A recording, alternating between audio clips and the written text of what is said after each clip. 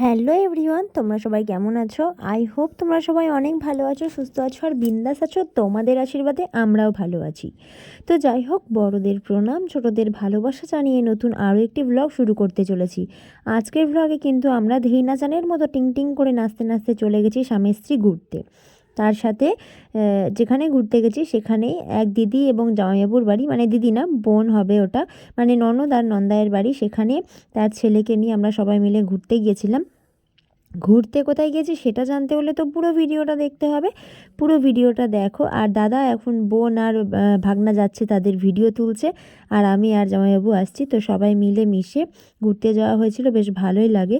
জামাইবাবুকে সেদিনকে এত হ্যান্ডসাম লাগছিল, আমি দিদিকে সেটাই বলছি যে একজন তার বয়ফ্রেন্ডের হাত ধরে যাচ্ছে আর তারপরেও জামাইবাবুর দিকে তাকিয়ে রয়েছে, তাহলে জামাইবাবুকে কতটা সুন্দর দেখতে লাগছিল, তাই না? তো যাই হোক বন্ধুরা, পুরো ভিডিওটা দেখতে থাকো, সাথে থাকো। ভিডিওটা দেখতে দেখতেই বুঝতে পারবে যে কাকে দেখতে গিয়েছিলাম তোড়জোড় করে আমি আর দীপক। শ্যামনগরে পালন হচ্ছে জগদ্দল উৎসব, আর সেই জগদ্দল উৎসবের একটা অনুষ্ঠানে আমরা গিয়েছিলাম। আর সেখানে এসেছিল আমার ক্রাশ, আমার স্বপ্নের হিরো জিৎ, যাকে ছোটোবেলা থেকে এত ভালোবেসে এসেছি। সবাই অনেকে আশা করে যে শাহরুখ খানকে বিয়ে করব, দেবকে বিয়ে করব, কিন্তু বিয়ের আশাটা কখনো করিনি। তবে জিৎকে ছোট থেকেই মনে মনে খুব চাইতাম, মানে খুব সম্মান করতাম, শ্রদ্ধা করতাম। আর জিতের প্রত্যেকটা মুভি ভালো লাগে, প্রত্যেকটা অ্যাটিটিউড ভালো লাগে, সব কিছু। জিৎ বলতে আমি অজ্ঞান। সব থেকে বড় কথা হচ্ছে এই আজকের অনুষ্ঠানটা দেখতে গিয়েছিলাম। আজকে হচ্ছে 23শে জানুয়ারি। 23শে জানুয়ারির উৎসবটা পালন করেছি সকালবেলা, আর বিকেলবেলা অনুষ্ঠানটা দেখতে যাব।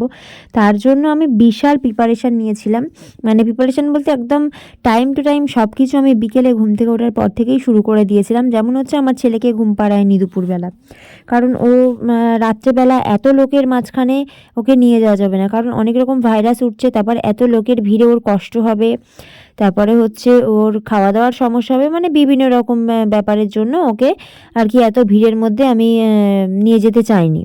আর যেহেতু ওকে আমি এত ভিড়ে নিয়ে যেতে চাইনি, সেই জন্যই দুপুরবেলা ওকে আমি ঘুম পাড়াইনি। আর ঠিক সন্ধ্যেবেলা 7:30 8টার সময় ওকে খাইয়ে দাইয়ে আমি ঘুম পাড়িয়ে দিয়েছিলাম। মনে হয় অমুকজন আসলে ভালো হতো দেখতে পেতো, তমুকজন আসলে ভালো হতো দেখতে পেতো।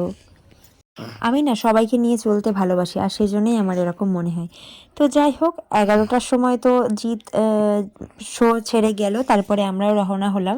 রওনা হওয়ার পথে একটা ঘটনা ঘটেছে।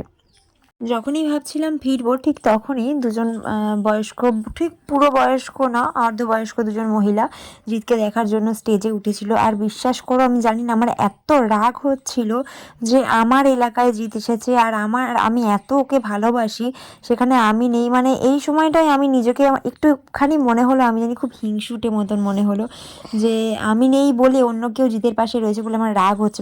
সত্যি আমার প্রচণ্ড রাগ হচ্ছিল, হিংসা হচ্ছিল যে কেন ওরা গেছে, ওদেরকে কেন নামিয়ে ফেলছে না। মানে এটাই মনে হচ্ছিল যে আমি যদি যেতে পারতাম খুব ভালো হতো। আমি পুরো কেঁদে দিয়েছি অন্য কেউ যখন জিতের পাশে স্টেজে উঠেছিল, আমার এতটা খারাপ লাগছিল কি বলবো। জিতকে ছেড়ে আসতে একদমই ভালো লাগছিল না, অনেক মন খারাপ নিয়ে ফিরে আসলাম। তার জন্য মন ভালো করার জন্য বর্মশাই আবার কী করলো, পাশে একটা ফুলের দোকান ছিল শ্যামনগরে, এই ফুলের দোকানে মোটামুটি সব রকম ফুলই পাওয়া যায়, সেখান থেকে আবার আমাকে একটা গোলাপ কিনে দিল। আমি সেটাই আবার একটু ক্যাপচার করলাম, বলছে এটাতেও তোমাকে ভিডিও করতে হয়? হ্যাঁ ভাই, এটাকেও আমাকে ভিডিও করতে হয়। বউয়ের রাগ ভাঙানোর জন্য কেউ আবার গোলাপ ফুল কিনে দিচ্ছে, বাবা আমি তো কত লাকি হয়ে যাচ্ছি। আমি এবার বললাম একটু সাজিয়ে নেবে গো, তাই জন্য মুখটা ভেঙালাম, সাজিয়ে নেবো না চাই। তো চলো বন্ধুরা, আজকে আমার এই ভিডিও এই পর্যন্ত। আশা করছি তোমাদের অনেক ভালো লাগবে। ভালো লাগলে কিন্তু শেয়ার করতে ভুলো না, কমেন্ট করো। আর আমার বরটা কেমন একটু কমেন্ট করে জানিয়ে তো। আমি তো বলছি একদম পচা, একদম দুষ্টু আর কি।